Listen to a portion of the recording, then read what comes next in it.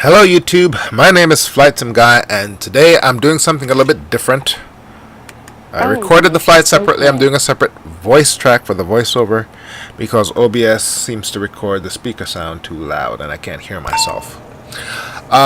This is the what is this? This is the third flight in my ERJ series. The last one was from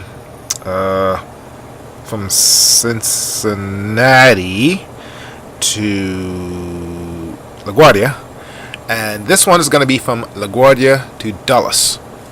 I'm an ERJ-145, the extra long range version, and I'm going through my startup, and I totally screwed this up. No, actually I did it right this time. Right, those three buttons at the top right there, those needs to be dark.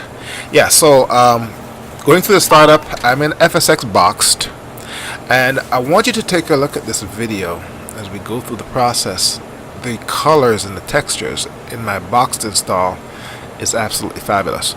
I also have EasyDock installed in the Boxed install, and it just works terrific when it works. Otherwise, the Boxed install is pretty unstable, and I can't tell you how many times I've wasted many hours because the damn thing crashes on me. Anyway, so wanted to get some good effects, so going with the Boxed version. Doing the flight management computer, this is a relatively short flight. Compared to programming the FMS in the 757, this is a walk in the park. Very, very easy. And, you know, I've been going back and forth between the Captain Sim 757 and this one. And the more I fly this plane, the more I like it. I gotta tell you. It's as simple as that. Anyway, from LaGuardia to Dulles, I'm going to go ahead and go through the startup. I'm going to go ahead and leave this process in here just in case any new subscribers want to go see the process for how to set up the ERJ. Most of my subscribers they appear to be new to YouTube. They have no subscribers and no videos or anything, so which is fine. You know, I like to be that beacon of knowledge for all the new folks. Anyway, so if you want, you can go through this. It will show you the process for setting up the flight management computer. It's actually very easy. Kind of scary to think that the real thing is this easy, but yeah, it's a very easy and straightforward process. Anyway, let me go ahead and check out for now. I will come back on the startup.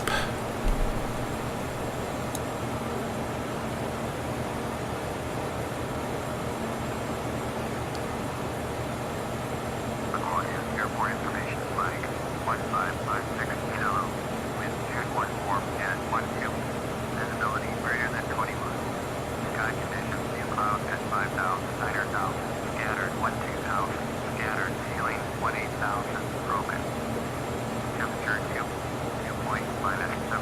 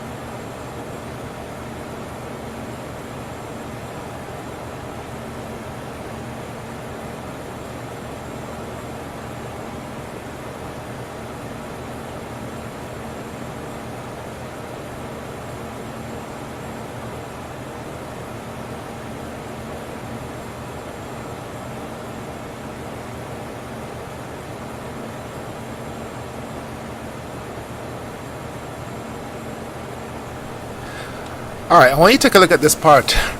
I really like the yoke version of this aircraft, but the yoke blocks these buttons and you have to pull it back. You can't click on it to remove it like some of the other add-ons. So you got to pull it back to access these buttons. So, you know, that's a no-go or no bueno when you're actually flying. So what I have to do is use the matching PFD on the co-pilot side to actually see what's going on. Otherwise, most of my videos don't feature the yoke version primarily for this reason.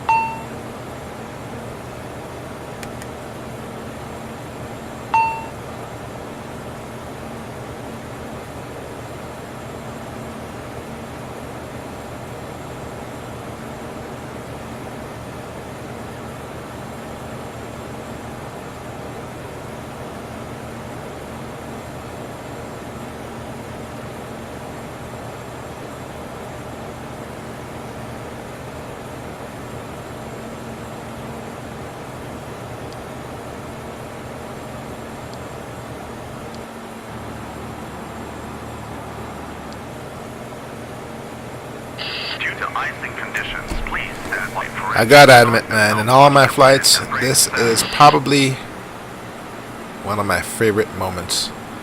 Firing up GSX and doing the pushback. I'm pretty sure GSX can be used for a lot more than this, but I haven't been able to figure out any other uses.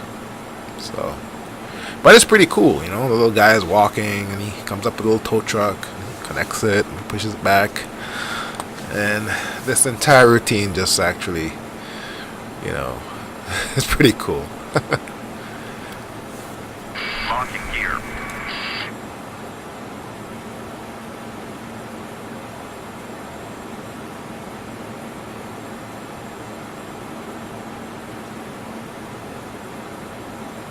Departure check completed. Live has been inserted. Release parking brakes.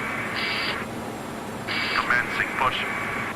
Due to icing conditions, please stand by for engine start until push completed and brakes set.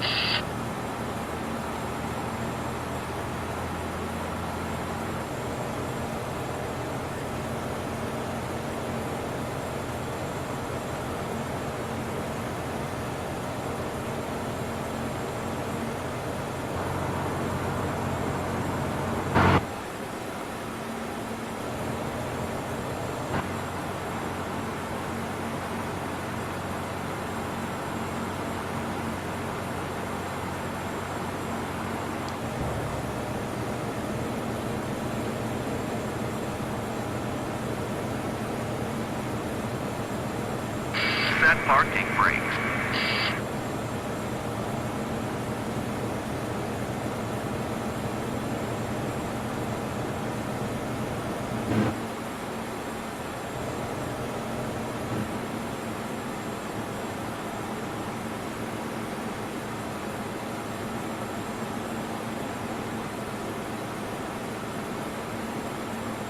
Unlocking gear.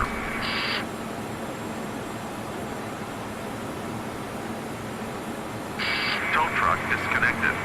Bypass being removed.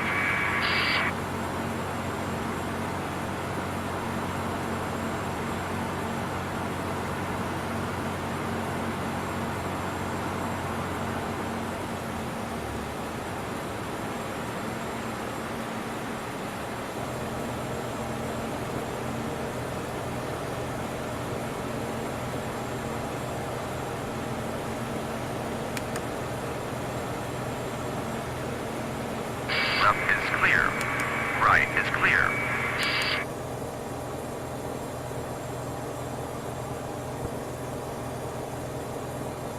Clear to start engines.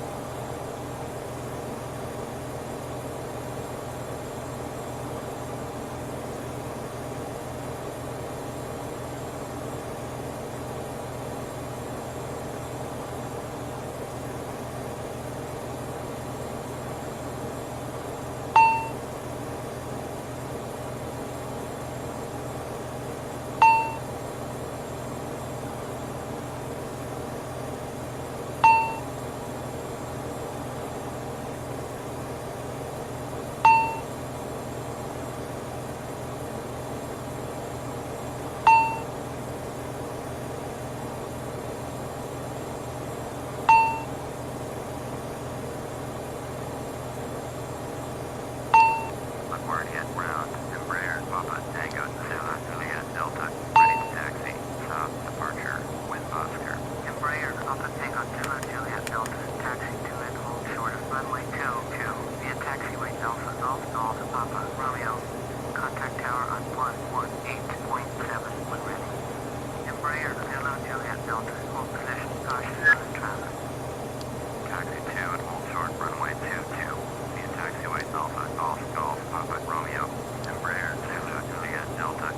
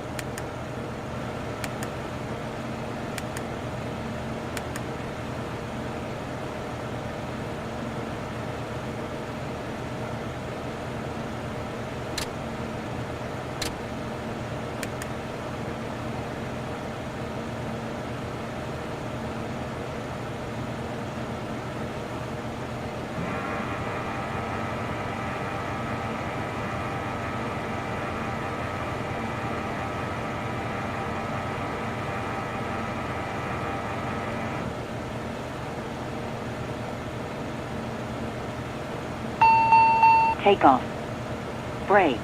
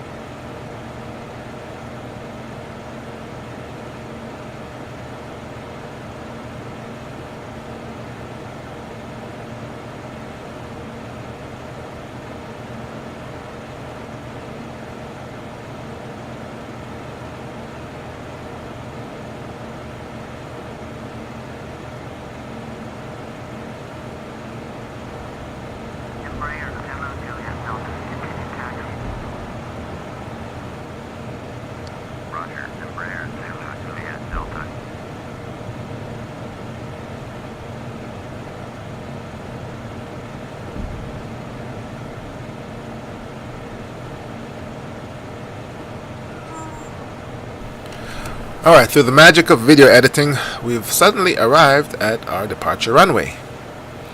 And for the departure, I think what I did was I turned on the cockpit camera shake in Easy Dock. And that just makes the takeoff roll looks so realistic. All the rumbling and everything. Unfortunately, you can't. The virtual cockpit's clickability is that much more complex because everything is shaking. Takeoff. Brake. But it looks so cool. And that's one of the reasons I will not abandon my FSX Boxed. I've spent years tinkering and tweaking that install. Listen now, I've had that rig since the rig in my man cave. It's going on 8 years. Hang on. In 2017, I got that back in 2009. So it's a pretty old rig.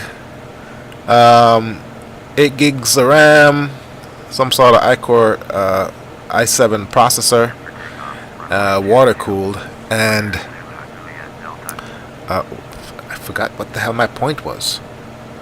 Oh yeah, right. So FSX was one of the first things I installed on there, FSX Boxed, and this must have been before Microsoft decided to give their customers the big middle finger, because I was able to install it, and it phones home to an authentication server to do the install, and nowadays it doesn't do that.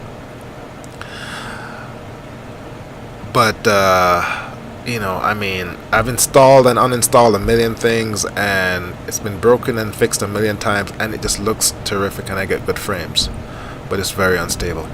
Alright, here's the takeoff roll.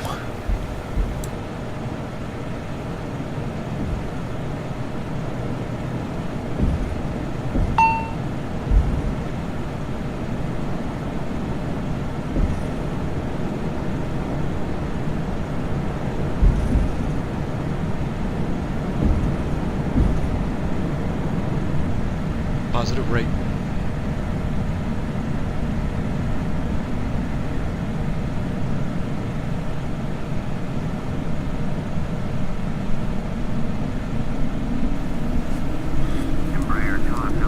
Gear up. Alright, so we got a good takeoff. Lessons learned. Once the gear comes up, you incrementally raise your flaps and engage heading and flight level change. Now for some reason, I'm not sure what the hell happened here, but my plane was on the edge of stalling a couple of times. Right here. You know, and as you can see, the yoke has been, the autopilot's pulling the yoke all the way back. And I'm setting direct to my first waypoint in the flight management computer. It took several tries for it to take. Don't know what I was doing wrong there. And I think in this one I didn't use a checklist, and I want to say I did not enter or did not dial in my cruising altitude, which you probably don't do the first time around. I mean, obviously ATC takes you up to 5,000 feet first, then steps you up to your cruising altitude, but usually on these flights I just dial in the cruising altitude. I didn't do that, so the plane topped off at 5,000 feet. And before I realized what was happening, I think I overspeed. And I left the camera shake on, so it was obviously a lot harder to do anything with the cockpit. See? If I need to do anything on that PFD, I have to use a co-pilot one because I can't reach mine.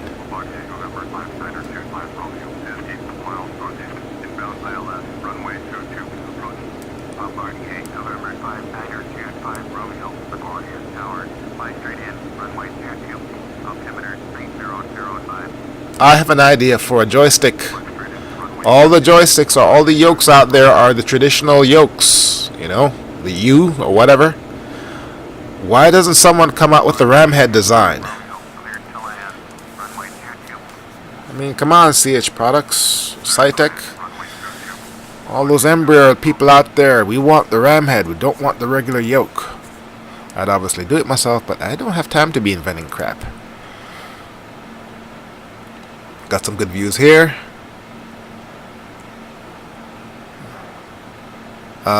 This is the box install, so I don't have the Manhattan FSX scenery.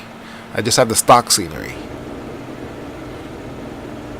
which is why I'm getting decent frames. And we got a good the stock ERJ passenger wing view, and we're back into the cockpit. Takeoff was relatively uneventful. I was able to get her up there, stabilize. Once you get on the autopilot going and the flight management computer, this plane is kind of easy to fly, and that's where it's been. So.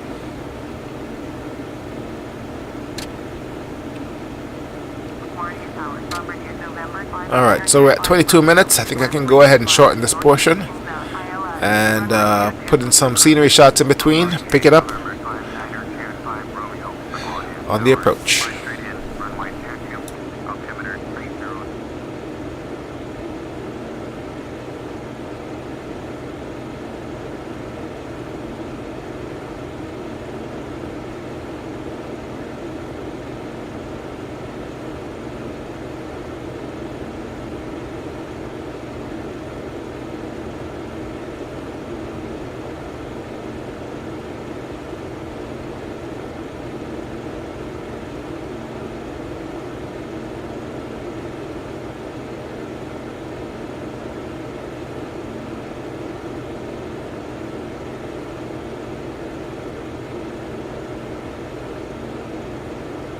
Guardia, Air 5 Romeo, exit runway when able.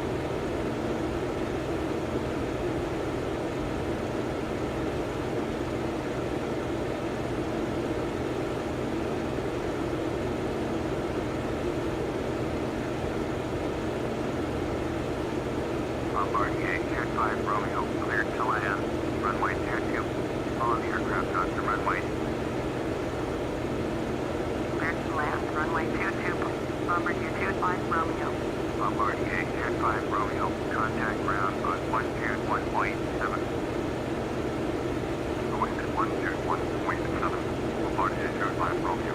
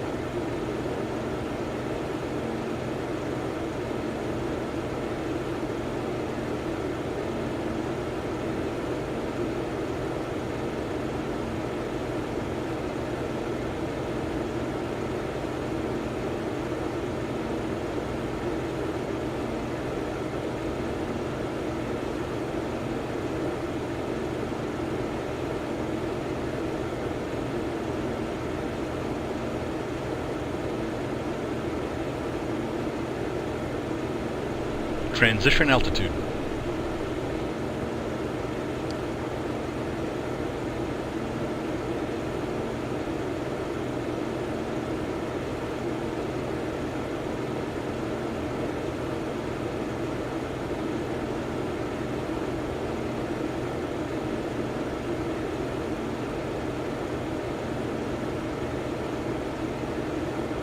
Bombardier Air 5 Romeo, exit runway when able.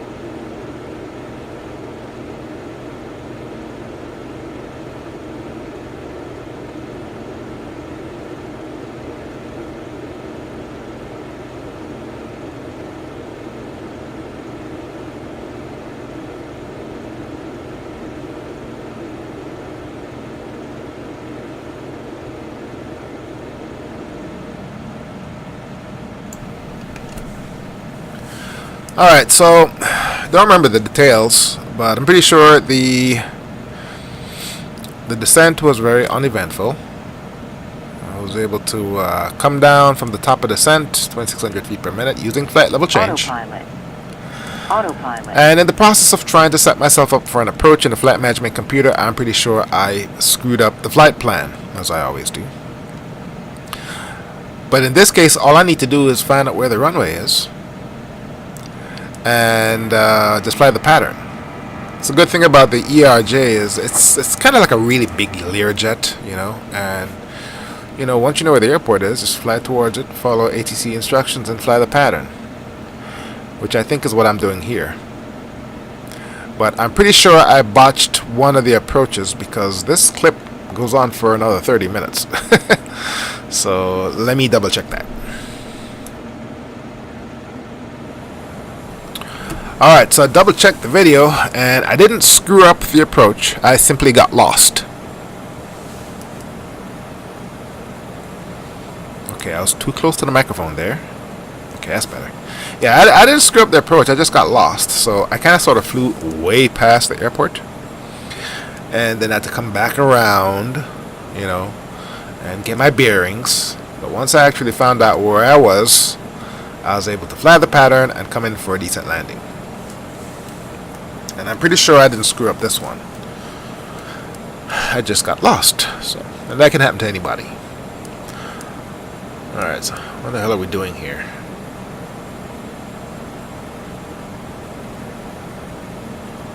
Okay, here we go. I remember this part. Coming in, making a left turn. There's the runway right there. Oh yeah, I remember what I did now. Okay, so I dialed this, and this is the reason why I got lost. I dialed into my nav1 the frequency for the VOR on the station at Autopilot. Dulles, and I dialed in the frequency for the runway I was coming in on, but I had them switched, and because of that, as you can see here,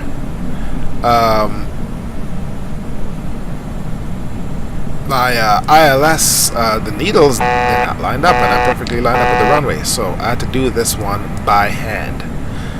And to keep things a little bit dramatic, I left the camera shake on. And I did a replay with the passenger window view, posted that on the FSX group on Facebook. People seem to enjoy that one. Got over 1,000 views. Not a lot of people show the window views anymore, which is, you know, just a shame. It's one of my favorite views. You know, you can baseline it. I mean, everyone who's flown a plane is sitting in the passenger and it's actually looked out the window. See, my two flight management computer screens are empty. That's because you know, I screwed up the setting up of the approach. So, anyhow, let's go ahead and watch the landing.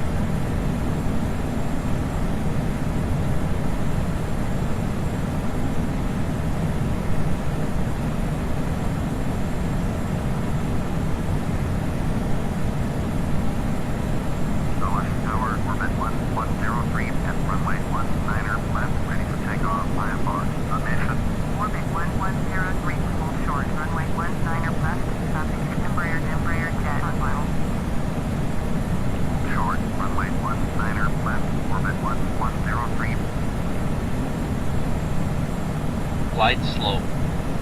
Glide slow. Glide slow.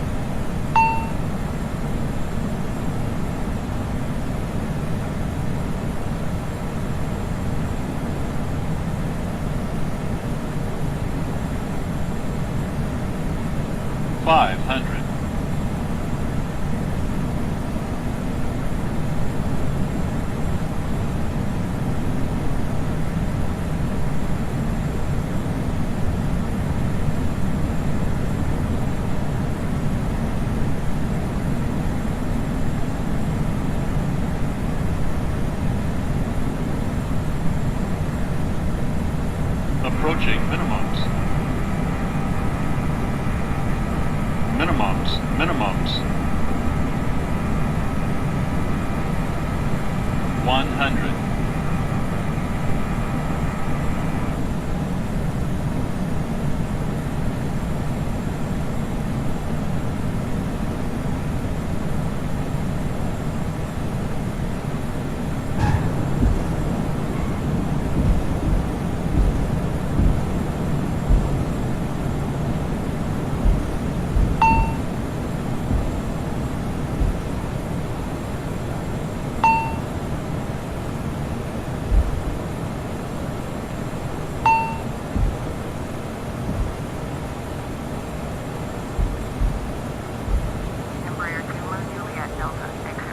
Ladies and gentlemen, we have arrived at our destination. Please remain seated with your seatbelts fastened until we stop at the gate and the captain turns off the seatbelt sign. We hope your flight was a pleasant one. Thank you for flying with us. We hope to see you again soon.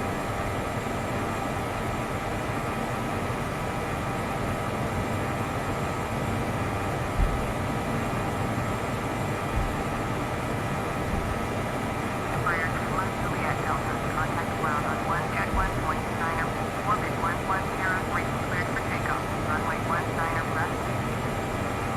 110, 1.9er, Embraer 21 Juliet Delta. Clear for takeoff, runway 19er left, orbit 1103.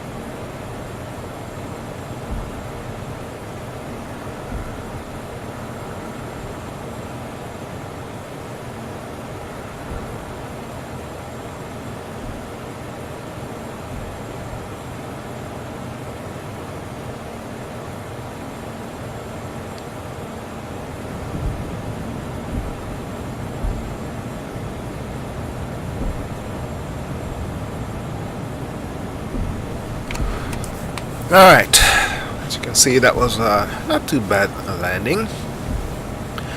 Coming in for a taxi, parking. And you know what? I found this really cool add-on. What it does is it's freeware. What you do is you install it, and I guess it reads the FlightAware, the web APIs for those public sites that provides information on all the flights in America, and it uses that and generates AI aircraft to replicate what's happening in the real world, and then it injects it in your simulator.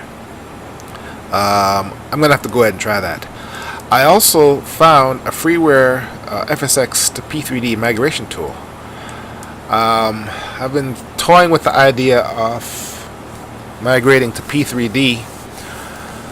I'm perfectly happy with my boxed install. I mean, it looks great and everything, but it's just not stable enough, and I'm, can't afford to be wasting all the time, with the crashes. So I want to go ahead and get P3D. I want to get myself one big jet, 777 PMDG. Get myself one or two business jets, maybe the Coronado Phenom. Those work for P3D. Real Air Beach Duke, just a handful of planes. GSX, I think Sky Next. It's a handful of good add-ons, and step up my game. Then I saw the prices of all these P3D and PMDG products and almost shit my pants. So we'll wait for that for a little bit. But on good days, my FSX box works. On bad days, it doesn't work. And in my opinion, I don't think it's the software itself. I think it's a Windows 10 issue. I had that add-on, that Rex add-on for FS9. Everything was fine, and then one patch later, nothing works. So, I've been very disappointed by Windows 10. And I might have to go back to Windows 7. Wow, I did not realize how old my gaming rig is. Jeez, can't believe it's been 8 years. Anyway. Okay, what am I doing here? I'm trying to figure out why, with everything turned off, the damn lights are still on. See, everything is turned off, the battery's off. Well, I turn off the bus ties, that'll do it. And it's still ringing. That's on. It's not supposed to be. The battery is off.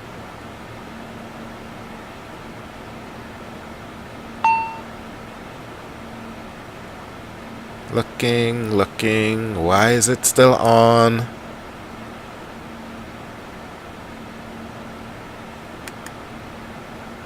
Power unit 1, power.